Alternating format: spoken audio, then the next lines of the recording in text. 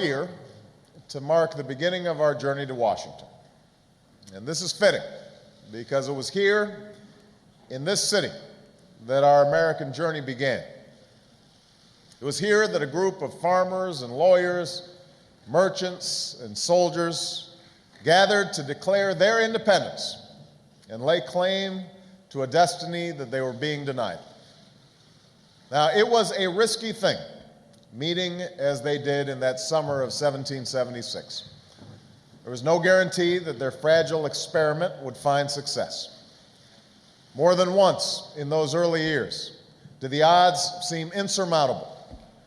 More than once did the fishermen, laborers, and craftsmen who called themselves an army face the prospect of defeat.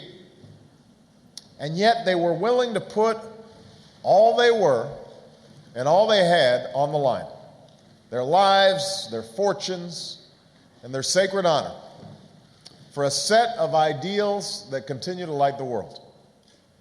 That we are equal, that our rights to life, liberty, and the pursuit of happiness come not from our laws, but from our Maker. And that a government of, by, and for the people can endure. We're here today not simply to pay tribute to our first patriots, but to take up the work that they began.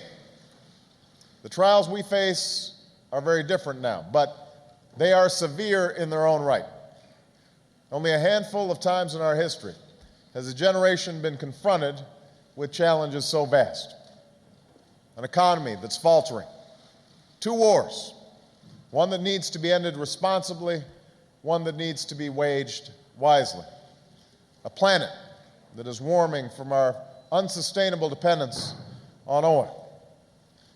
And yet, while our problems may be new, what is required to overcome them is not.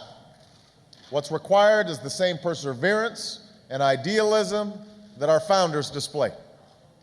What's required is a new declaration of independence, not just in our nation, but in our own lives.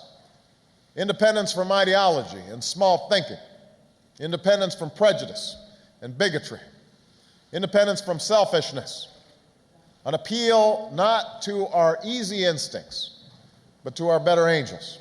As I prepare to leave for Washington on a trip that you made possible, know that I will not be traveling alone.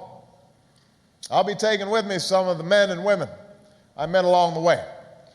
Americans from every corner of this country whose hopes and heartaches were the core of our cause, whose dreams and struggles have become my own.